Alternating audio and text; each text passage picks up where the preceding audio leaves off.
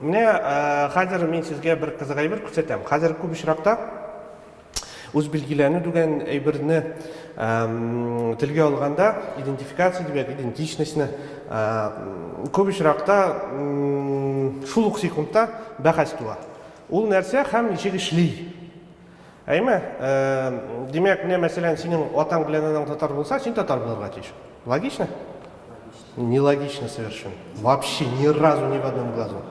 Өз белгілену деген әйбір, идентичность деген әйбір, ол сен өзіңні нешек хис етесің екен деген әйбір. Әгер де сен эльф екен, ну вот ничто тебя уже никогда не изменит. Ты эльф. Во всех смыслах этого слова. Шулай нәрсе деп айтсақ та, әгер де сен өзіңні рус хис етесің екен, демек сен рус. Һәм кімде нәрсе деп айтады, тәбриз келсе яныңа, йоу алай түгіл, алай ярам екен, можно тәбризі посылай. Міне қазір қарағыз, міне бұл РСФСРда, демек енді бұл Совет дәулет шырында бірінші подворный переписінің карточкасы. Әйме, бұл почти раритет. Міне қарағыз, міне РСФСР деген, әйме, перепись 20-го года деген, киттек онда губерния Уфимская, уезд Мензеленский, волость Сухаревская, селение Красная Катка, общество Красная Катка деген небір. Көп ұшырақта Рус империясы шырындағы, Российский империя шырындағы перепистарын демек олар бұл в основном бір түрлі болған еді ол. Ревизская сказка деп аталған, ол ревизиялар түзілген. Ол вақытта дәулет кішінің миллетін өзі белгілеген. Демек, сенен сұрамағандар, сенен кім екеніңнен. Неше қиягазда yazылған, сіздің ауылның кім екенігіңіз. Сен де шындай кіші болғансың. Енді көп ұшырақта ол болғандар. Ясашный татарин, мәселен, служилый татарин, һәм башқалар. Ну, айрым проблема. 1897 жылда болған бірінші перепись. Ол міне дұрыстенде перепись. Шошындай оқ почти бланклар болған. Онда милет деген бір бәлекегіне не болған. Шулай сұрау. Әмі дәлекен, онда көп ұшырақта да түгіл, ғұммен не тарафынан, переписчиклар тарафынан шулық міне татар деген сөзі yazılған. Шулай демек бұл перепистада дәулет кішінің миллетін өзі белгілеген. Енді міне соңырақ, мәселен, Рус империясы таралғаш, переписларда міне Ильяс әфәндім дұрыс айтты, міне 1920 жылдан 28 жылға қадар әлі относительно демократия болған біздің елде, қоштарнақлар ішінде. Хам енді кіші өзі белгілей алған. Хам міне шуңа көре, міне бұл мәселен переписларны үйрену бек қызық айбір хақ біздің үшін, міне өзі біздің кім екені бізді білір үшін, көп кішіге керек бітейді. Міне мен бабам кім болған, ша жерені үйренірге керек, тігілі айтерге керек, бұл айтерге керек. Оласың переписіне қарайсың, өзіңнің туған бабам кім болып жазылған екен шул заманда. Следующий слайд, please. Бұл шулық ауыл, хам міне фамилия есімдер, Ғубайдуллин Мұхаммед Ғариф есімлі, мұның миллеті өзі жазған бұл татар. Мұның, значит, бұл яғында қатын қыздар саналған, бұл яғында ирлер, бұл конкрет ғайледі. Бұл яқта мал. Әймі, әгер де кім қазіргі Башқұртстаннан барасыз Уфаға, сұрайсыз, көрсетелер өз ауылдығызына. Следующий слайд. Ол өзін мұсылман деп есеткен. В одно и то же время 1920 жылда бір ауыл ұрталай бүліген, абсолютно, почти полностью. 145 дворов против 150 дворов, 145 мусульман, 150 татар. Магия! Yok переписчиклар. Ну, я предвидел этот вопрос, я тебе сейчас покажу бір қыздай. Ильдар абайның почеркін ашамаған. Yok, бұл менен қарт бабамның бір туған інісі. Ахунжанов Сабит. Ол өзін мұсылман деп есеткен. Следующий слайд, пожалуйста. Мне бұл менен қарт бабам, Сабитов Шафик. Мен Шафиков, потому что менен бабай болған Шафик. Ол тоже мусульман. А вот, смотрите, следующий слайд. Верни, обратно. Урас. Ибрахимов Исхак. Урас. Шушу бір ауылда, көрші ұрамда ешеген татар кішісі, шуның енешегіне паршысында тұрған татар кішісі, әтігі түбенішті Ибрахимов Исхак ұрыс болып язылған. Вот господин Бустанов. Видите, какая интересная штука получается? Келесін, тағын бірсін. Міне, тағын бір русский. Закаров, Закария болған еді мұның бабасы. Хафиз, русский. Пожалуйста. Бұл нәрсе екенін мұны аңлатып болмайды. Міне 20-ші жылда мен бұл кішілердің тұқымын білем дегенде, бұлай сөйлескенім бар. Олар мұңа ашық қоя алмадылар. Әмі де ләкин бұл факт. Міне бір ауылда 3 түрлі миллет кіші ешеген. Барысы да татар кішісі болып қазіргі біздің заманда қарағанда. Мұндан туа бір зұр ғына сұрау. Нешлеп олай болған соң ол. Хам татар миллеті жәмғият боларақ қашан формулашқан. Әгер де 20-ші жылда әлі шушы миллет ішінде түгел өз-өзін білгілеу процесі әлі формулашы бітмеген болса. Хамне ғұмымен Уфа губерниясы бойынша бұл материаллар аларасян, анда шулық процесс. Демек, соналған ғайлелерінің яртысы, олар мұсылмандар. Яртысы енді өзін татар, демек, башқарт, һәм башқалар деп язады. Следующий слайд. Міне, мұның әзгіне бұл қызық рәсімнің тарихын сөйлерге керек. Бұл Яшын журналының 1911 жылдағы шыққан бір карикатурасы. Менімше, міне бұл карикатура шушы міне сұрауға өз білігілеу процесі нәрседен тұрған, һәм нендей фактылар білен бейлі екені, әзгіне оша. Немді үсте yazılған бір ауылда 2 түрлі Рамазан башы деген. Демек, бір мәхәлләде Рамазан башы 20-сі болған, екінші мәхәлләде 21 болған. Шушы міне позициядан қараса, міне алдан көрсетілген материалға мұнда бір бик қызық вывод, нәтиже ойға келеді. Демек, қайсы мәхәлләде имамнар вә ғылеме нендей позицияда тұрған, өзін татар етіп хис еткенмі, әлі мұсылман етіп хис етмемі, аның мәхәлләсі, демек, ғауам халық, ол да өзін шулай етіп хис еткендір деп ойлысы келе. Чүнки ғади ғына бір аңлайыш ұшыңа бұны аңлату, там болмай. Менімше, мен әлі еш кіші, бәлкім ұлырақ болғаш, мен сізге айттырмын, түптірге нешік болған екен. Бұл ұрға мүмкін. Давам етеміз. Міне, демек, бұл енді қазір шығып етеміз әзігіне верификация процесіне. Побольше немножечко. Зурайте была ма? Мен сөйлей тұрам. Әгер де өзіңні белгілеу процесі әлі формулашы бітмесе, демек именде миллет-то жоқ. Шулай была бітін? Где миллет-то получается? Где нация-то? Где национальность? Раз все живут в одном месте, говорят на одном языке, но почему-то считают себя разными людьми. Так или не так? Тоже неправда, мен сізні алдаймын. Ғұмымен біздің бабаларымызға қайтқанда, алар өзлерін аңлағаннар Дар әл-Исламның бір үліші иттіріп. Мен бұл уақытта Илшат әфенді білен бекте ризамын. Олар үшін бұл вақытта, бұл моментта принципиал әйбір болған біреугіне. Ол сенің қырдыйыңның, қардашыңның, туғаныңның, көршіңнің тышқы қияфәті. Әгер де сен менің түслі киінесің екен, менің түслі сөйлешесің екен, прическаң да менің түслікі болса, демек сен біздің кіші. Демек сен мұсылман. Демек сен не бұл дүнияның, біздің дүнияның үліші. Бұл менің фикір түгіл, бұл фикірні бірінші тапыр дұрысын еткенде қатырлауымша Алан Франк айткен. Хамыл бұлай деп өйті. Міне верификация процесі, демек өзіңнің түгіл бір-біріңні тонау, бір-біріңні өзіту процесі, ол бірінші үшірақта қияфетке тоянған.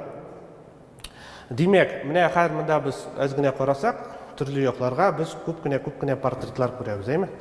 Менә мәсәлән бу якта Гаяз Исхакый бар анда. Аның янында Садри Максуди бар. Әйме? Менә шушы позициядән караганда һәм менә бу рәсем белән чагыштырганда мәсәлән буларны кем мөселман түгел? Дөрес, булар мөселман түгел. Һәм дә булай итеп карасаң, бу киң проблемага монда килеп чыга бер зур гына нонсенс дип әйтергә. Чөнки менә мәсәлән Иттифак аль-Муслимин партиясын карасак, күп очракта татарларны анда менә шушындый кешеләр, татарлар бу мондый кешеләрне вәкаләт итеп сөйләгәннән. Димәк, алар тарыштан кигәннәр, пинжәк кигәннәр, аларның сакаллары гадәттәнчә юк, һәм мондый гына тырпаеп тора торган урысча мыйклары. Әгәр дә бездә шушындый депутат сөйләнгән булса, бу депутат чынлап та безнең вәкил була аламы? Ул безнең төсле киенми, ул безнең төсле ашамый, ул безнең төсле эчми, ул безнең белән яшәми. Ул безнең кеше түгел.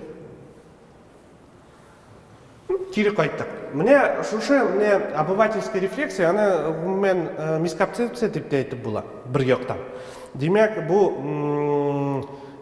бик конкрет бер яктан, икенче яктан гадәттәгечә дөрес булмаган, менә шундый бер халыктан килгән аңлаеш дип әйтергә була.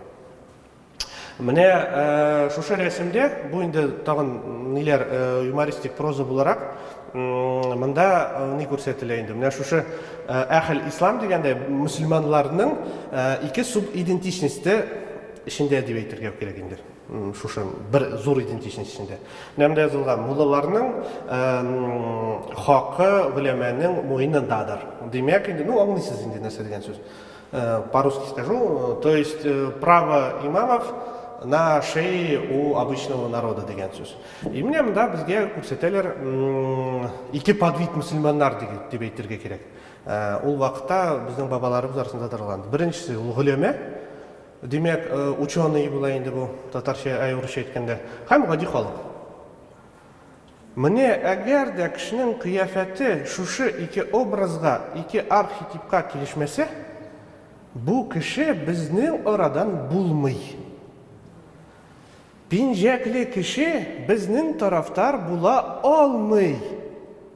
Безнеңчә сөйләшсә дә. Мәсәлән, соңгырак аз гына анда бер процесс була, бер кызык. Алкиннар нигә чыга башлаган шу политический аренага, алардан халык дөресен әйткәндә ачык көлә башлый.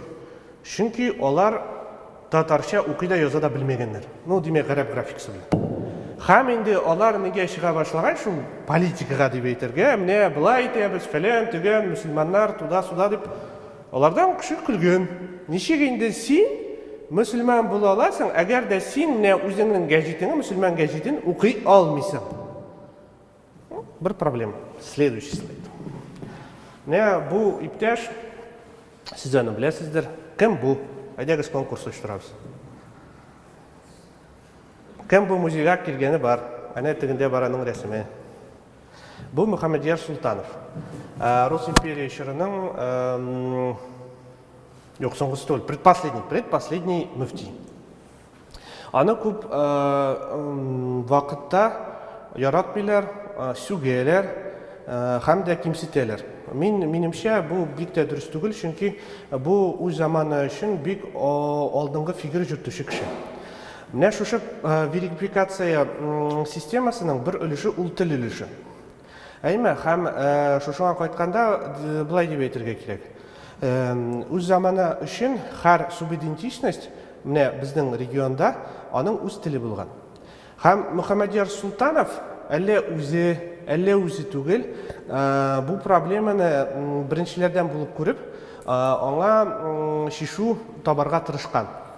Һәм үзенчәлекле булган инде ул шишуны, әмма дә ләкин ул Министерство внутренних делның әмеренә буйсынып дип әйтергә, таянып, фәтва чыгартган 1898 елда. Һәм ул булай дип әйткән: әгәр дә сез безнең имамнар икәнсез ди, әгәр дә сез безнең гөләмә икәнсез ди, сез ди хутбәләрне, вәгазьләрне халық тілінде, ғавам тілінде сөйлешірге тиішсіз дей. Ойына 2 мәртебе болса дағын, һәм зур бәйремлерде обязательно. Анашыламы? Демек, мында біздің үшін бір зур проблем була. Ғадәттә біздің элек имамнарыбыз хутбаларны гарәпчә әйткән. Аларның дөресен әйткәндә хәзер дә гарәпчә әйтәләр. Аларны айыралар. Просто хутба гыйбадат өлеше итеп күрсәтәләр. Вәгазьне тәскир. Менә ниләр хәзер арабистлар матур иттереп әйтерләр ничек матур иттереп әйтсәң. Демәк, бер өлеше аның намазга тиң фарз әйбер дип хис ителә. Икенчесе лекция буларак кабул ителә. Һәм менә Мөхәммәдияр Султанов ул шушыны раслап һәм фетва буларак чыгара. Әмма дә ләкин монда була кайтып тагын 2 мәхәллә рәсеменә кайтырга була. Мөфтиятның фетваларын күп очракта гади мәхәлләләр, гади имамнар вообще бер ничек тә санамаган. Ул чөнки, шундый менә тагын Илшат әфәнде белән мин бик ризалашам. 1552 елдан соң җәмгыять булмый, була җәмәгатьләр генә һәм шушы менә җәмгыяти дип әйтергә кирәк. Специфика үз билгеләнүнең бер өлеше ул күп очракта саклана булган. Демәк, әгәр дә безнең имам, безнең гөләмә аңа каршы фәтва чыгарса, без аңа буйсынабыз да һәм шушы мәзһәб дип әйтеп булмый инде, менә шушы правовой лакунда яши торабыз, мөфтине бурып бирәбез. Следующий слайд. Менә шушы фәтваның кызык нәтиҗәләре булган. Чөнки 1905 елда Рус революциясеннән соң, беренче Рус революциясеннән соң күп кенә очракта мөселманнар бик хитри халык буларак үзләренә шактый гына ничек дип әйтим инде, уңайлыклар талап алганнар инде. Менә монда берсе китап буларак чыгарган бу Шура журналының бер өлешен басып чыгарганнар, ансын соңрак туры. Монысы Нур гәзитәсенең ниченче саны? 4-нче саны. Нур гәзитәсе 1905 елда басылып чыгыла Санкт-Петербург шәһәрендә Ахун һәм Мухтасиб тарафыннан, Гатаулла Баязитов тарафыннан. Һәм шушы 4-нче номерда ул халыктан, укучылардан, гәзит алучылардан сорый. Нә телдә язамыз? Демәк, нинди телдә язабыз? Нинди телдә сезгә гадирәк була уку һәм аңлау безнең газетабызны. Ул шактый гына зур проблема була. Бер 15 номерга тарала була. Аннан соң, демәк, Гатаулла сорау биргәч, аңа соңгы 4-нче битендә килә җаваплар. Менә булай бетрәк, булай төгәлрәк һәм башкалар. Инде гафу, сайлыйлар 2 тел арасында араб теле һәм татар теле ничек? Юк, гөләмә теле ул иске татар теле дип әйтәләр. Демәк, гадирәк тел. Гадирәк теле. Әмма дә ләкин ул вакытта инде менә 1882 елдан тәрҗемән гәзитәсе басылып килә. Һәм шушы 20 ел дәвамында аның үзенең телене барлыкка килә һәм менә вариативность татарского языка, по-русски говоря, она увеличивается за счет того, что появляется 3 допустимых нормы. Первая норма атала обычно менә иске татар теле дип, икенчесе язык газеты тәрҗемән дип әйтәләр аны. Демәк, ул инде дөресен әйткәндә ул түрек теле белән Кырым теле белән Казан телен берләштереп, шунда имеш шундый.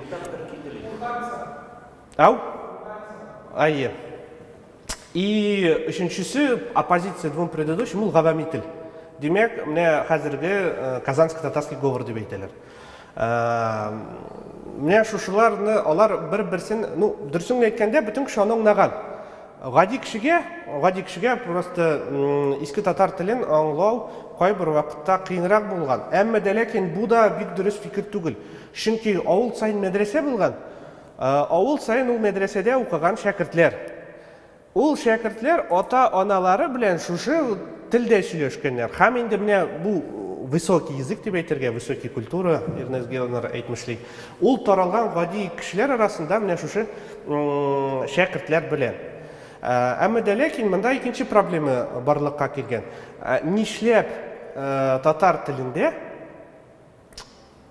шундый күп гарәп сүзләре, фарсы сүзләре, түрек сүзләре һәм башка телдән кергән сүзләре.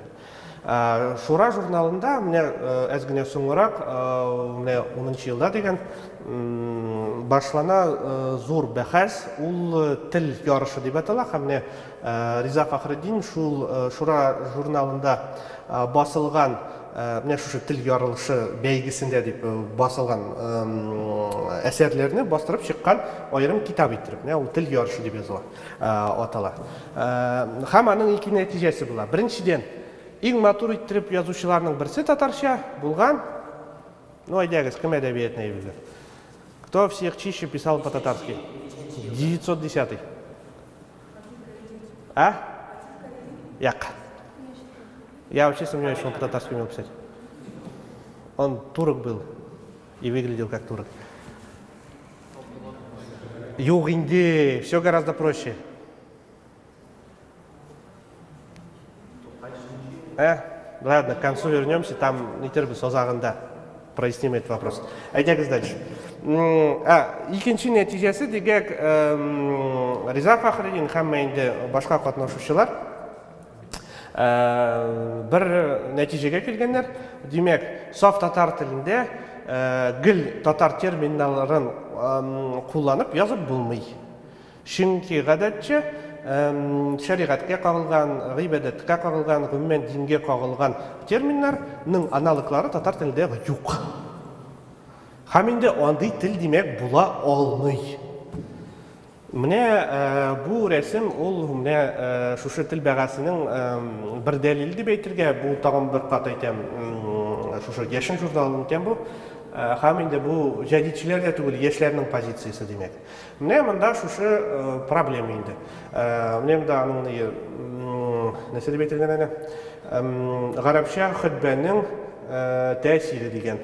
Димәк, менә монда имам басып тора, ул хутбә әйтә һәм монда ике ни сөйләшеп утыралар. Ике кеше инде дип әйтергән.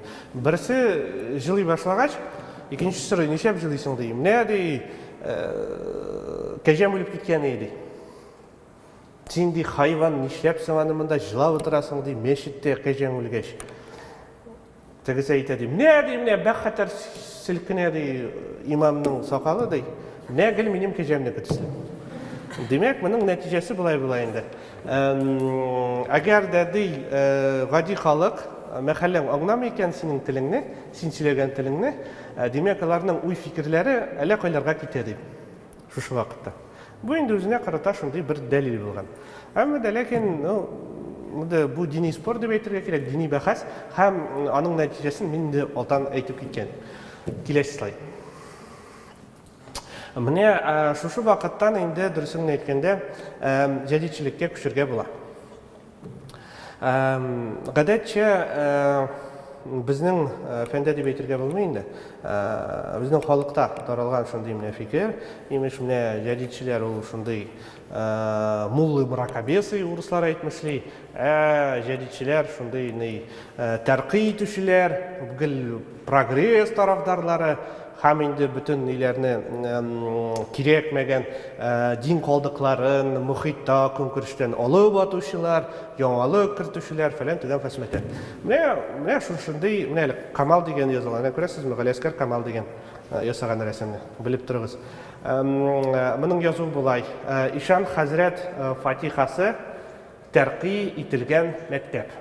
Менә бу иске күренеш имеш, менә мәдрәсә, балалар укымыйлар, әнә хоккей шәйбер уйныйлар, мәдрәсәдән әнә кәҗә чыгып тора.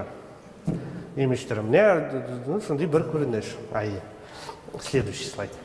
Әмма дә ләкин бу бик үк дөрес түгел. Дөрес тә түгел, бу анаңларга кирәк. Алай иттереп, бу проблемага карарга ярамый.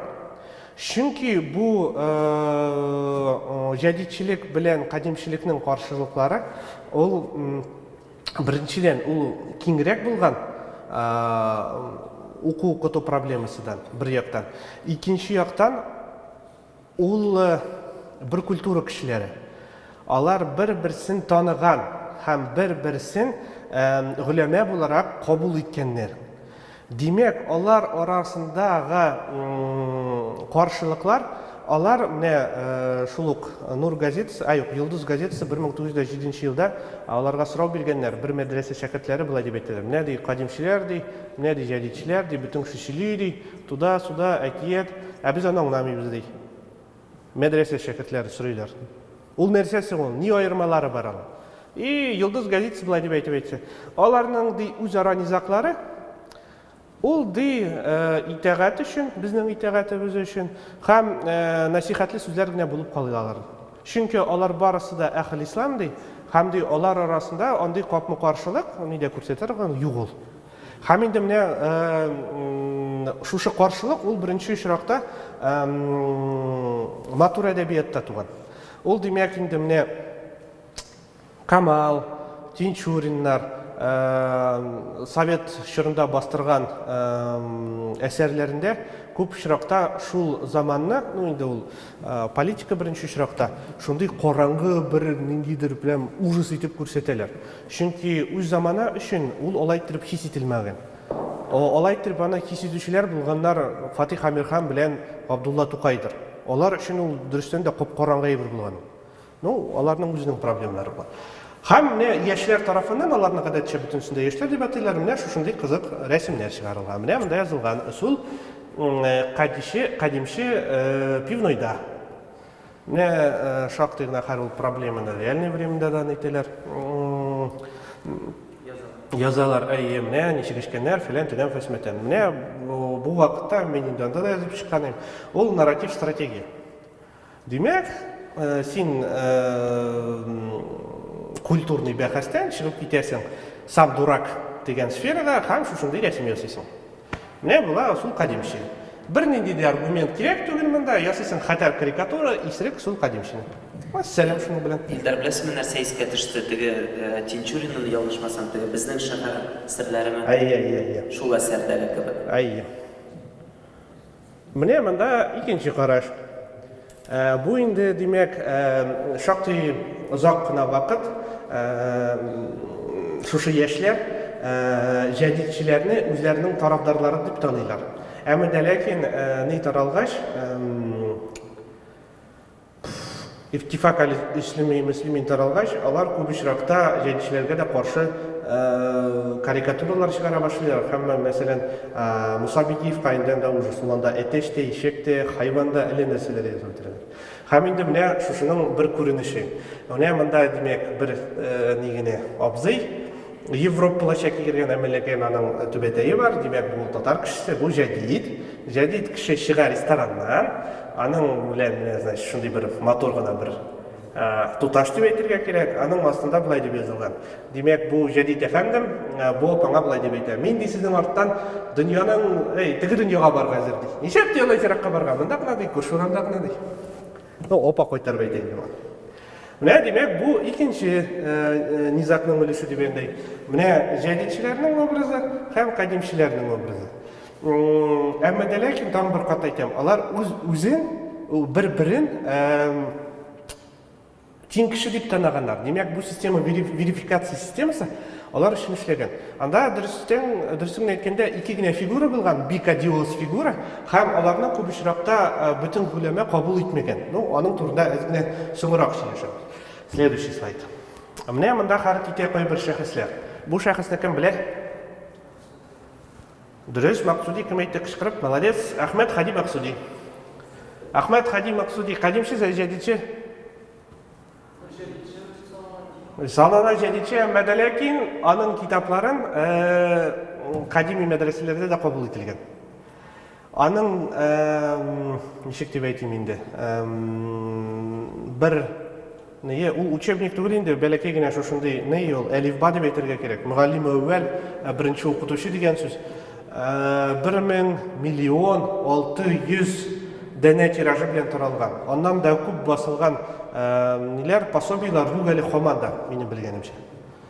Эме, аны кабул иткәннәр полностью. Әмма дә ләкин ул шушы ысул җәдидә тарафдары булган. Демәк, шушы буквенно-звуковой метод дип әйтәләр аны хәзер. Һәм инде йөзенә карасаң, инде дөресен әйткәндә бу шипши җәдид. Беренчедән аның фәсе бар. Шалма түгел, фәс. Демәк, бу җәдид. Әгәр дә без ышансак ниләргә, шул юмористик прозага. Следующий слайд. Мансакем шалма кигән. Галимҗан Баруди, җәдидче, кадимче. Тоже хороший вопрос. Перед вами авторитетный суфийский шейх. Часто мы слышим, что суфии были противниками, вообще члены тариката были противниками джадидов. Вот не совсем. Егер синең сүзеңә кайтсаң, үзе ничек билгеләгән ул? Яки андай Олар билгеләмәгәннәр үз-үзләрен. Яшьләр билгеләгәннәр. Яшьләр өчен алар максималист булган, алар өчен ул мөһим булган. Менә мин җәдидче булай. йырлый бит. Әйе. Алар өчен тагын бер кат әйтәм. Алар бер гөләмә, бер культурный ландшафтның вәкилләре булганнар һәм элементлары. Менә шулаймы? Бу кеше нидә Казанда атаклы мәдрәсәләренең берсенең, иң атаклы мәдрәсәнең берсенең мөдәррисе булган. Бер генә момент бар, 1905 елдан соң аны шактый гына тәнкыйть итә башладылар. 1908 елда алмадылар. Ну, ул алар Апанаев белән анда замутили. Ну ладно, это не важно. Следующий слайд. Вот, да, бик кызык кешеләр. Берсе Муса Бигиев, монсын кем белә? Бу мыеклы абзыйны. Зия Камали. Менә монда җәдидчелеккә ике караш. Беренчедән әйтергә кирәк, бу кешеләрне дөресен әйткәндә, менә татар гөләмәсе, Идел Урал буе гөләмәсе кабул итмәгән. Особенно где-то 1910 еллардан соң аларны просто подвергли практически остракизму. Икесендә. Әмма дә ләкин алар шактый гына абруй булган аларның, әмма дә ләкин ул абруй шул яшьләргә генә таралган. Беренчедән Зия Камалины әйткәндә әйтеп китәргә кирәк, ул Уфада бик атаклы үз заманы өчен һәм алдынгы Галия мәдрәсәсенә җибәрә, һәм аның мөдәррисе була. Әмма дә ләкин ул мәдрәсәнең шәкертләре гадәтчә имам була алмыйлар. Беренчедән, аларны халык кабул итми, икенчедән, аларның белемнәре җитми. Өченче ягы бар моның. Менә мәсәлән, Казан губерниясенә кергән территорияларда Зия Камалины һәм аның шәкертләрен вообще яратмыйлар. Берничек тә. Алар инде шунда үзенә мәхәллә ала алсалар, шул нидә хәзерге Башкортстан территориясында. Менә булар җәдидче дисәң, булар да җәдидче түгел, чөнки менә тагын бер суфийчылык проблемасын карасаң, менә монда ничек дип әйтим инде. Буларда да үзара низак булган. Зия Камали өчен суфийчылык ул бармактан суырып чыгарылган әйбер. Гел. Дингә берни дә кагылышлы булмаган. Аңа каршы торган Муса Бигиев. Муса Бигиев ни дип әйткән, нә димем, бер кешенең дә шәкерт, мөриде булмаган кеше, әмма дә ләкин суфийчылык ул менә дигән әйбер. Һәм кеше тәрбияләргә кирәк. Димәк, менә суфийчылык ягыннан карарга җәдидчелеккә ярамый. Икенче яктан карасаң, менә бу ике кеше безнең Ханафи мәзһәбенә дип әйтергә кирәк, шактый ачык тәнкыйть итүче кешеләрдән берседер. Икесе дип әйтергә кирәк инде. Һәм шуңа күрә, чем, как говорится, выше градус экстремизма, тем выше градус экстремизма. Чөнки никадәр буларның идеялары радикальнәрәк була, шулай ук аларга да шундый ук радикаль караш була. Менә мин инде хәтерләмим, Альфред әфәндем ялгышсам мине әз генә тәнкыйтьләр, аның сүзенә карата, 1-2 ел элек миңа әйткән, Галимҗан бар, юк. Бубиләрнең берсенең нидә көндәлегендә булай дип әйткән. Значит, буби очраткан Барудины пароходта, һәм булар бу ике әфәндем турында сөйләшү барлыкка килгән, һәм берсен әхле зиндик дигән ул, икенчесен күфр дигән. Димәк, берсе атеист, икенчесе неверный. Міне, демек, бір жәдитші, екінші жәдитке, үшінші білен төртінші жәдитші турында шушылай деп айтты. Аңлашыла ма? Чөнки аның бірінші жәдит, екі жәдитшісі бірде жәдит етіп болып, бұларға қабыл етілмеген үзлер тарафынан да. Аңлашыла ма? Шуңа көре, бұл яқтан мұнда система верификация системасы, ол түп негізде. Демек, сенің фикірің, сенің қияфетің, башта қияфетің, андан соң сенің фикірің бұларға тиіш біздіңше. Сен ұзын шеш үстіріп жүрсең, тар киім киіп, сен енді бірнейде мұсылман бола алмайсың, нешек сен бізді үйретесің, мәселен, енді ураза тұтырған. Мұса бегінің ураза турында сен ертерек қабызың әлі өзің. Ұзын күндерде руза деген кітабы бар, хаманнан соң енді не шығаның. Оңа бір қоты қаршы низак шыға, чүнки онда ол раслап шыға Финляндияларға барып, бүтін біздің планетамызда бүтін жерде де күн білен түннің әйленіші ғадеттегіше болмай, һәм шуңа көре оларда имешанда йортшар ел була күн, ондан соң йортшар ел була түн. Шуңа көре рузаны тұтмақ фарз әйбір түгіл. Демек, оны тұтарға ярай, мәселен, қыз жеткеш, мәселен, ниетің болғаш, сен аны нетесің ендезгіне. Есе Мәккә вақыты білен. Ансайында немножко новое место, новая версия, мен ондай модернға кірмеймін. Айда қазір, Зайнулла Расулев. Зайнулла Расулев, қадимше, жадимше?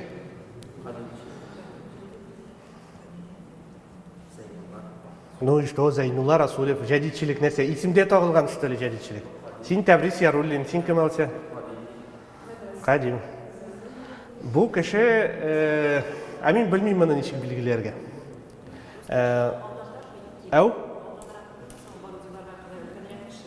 Бұл Барудинің мүршиде, һәм енді оны көп ұшырақта жандармлар духовный король татар деп атағандар. Ол Троицкийдің бір имамы болған, һәм 1000, қазір не даст собрать мне здесь, Евгений Хамидов присутствует. У него статья есть про эту тему. В 1911, по-моему, году у него выходит статья, они втроем выпускают ее, Ахун Троицкий и 2 имама вместе с Расулевым. Она называется «Улама Троицка и новый метод». Сулы жәдиде. Демек, Троицкий ғылемасы һәм сулы жәдиде. Һәм бұл енді статья түгіл, енді бұл дұрысын әйткенде фәтвә. Демек, шушы 3 имам yazıp шығалар, шоқтан енді 2 предложения на самом деле важны. Алар бұлай деп айтылар. Динге бір неде қаршылықлары yok ұсыл жеден. Һәм сәләфлар заманындағы болған динге де қаршылық yok. Шуңа көре бұл халал әйбірдір. Приблизительный смысл. Шуңа көре мәселен әйтерге деп, олай әйтіп болмайлар. Не бұлар жәдитлер, бұлар қадимлер, һәм оларны қопма қаштырып, қопма қатышып, орғаны мәзгілі, айым. Шундан бір нәтиже туя. Екі нәтиже туа. Біріншісі, өз белгілеу процесі, өз белгілеуінің формулашу процесі, ол шақты ұзақ болған татар халқысына. Һәм мәселен, менің үшін қазіргі татар милләті ол ұйышқан 20-ші ғасырның ортасынан 2-ші ортасында. Екінші проблема. Көп кіне ұшырақта шушы верификация һәм оның қойбір аспектлары, олар біз білген әйбірлерге, біз білген проблемаларға яңа қараш көрсетелер. Шөпке көп ұшырақта ғади кіші шушы әйбірлерге қараған позицияда шушы мисконцепция позициясынан. Демек, бұл біздің кішімі, бұл бізге қаршы кішімі. Черная и белая, конкретная позиция. Все, рахмат бек зор. Сұраулар? Сұраулар бар еді, по-моему. Еш сұрау. Әйде шатабы. Да, кстати, вот, меня қобызық зәл бөбірін. Ильшат Афенди Гимадиев, Зия Камали білен Мұса Бегиевнің суфишілік турында язып шыққан кіші.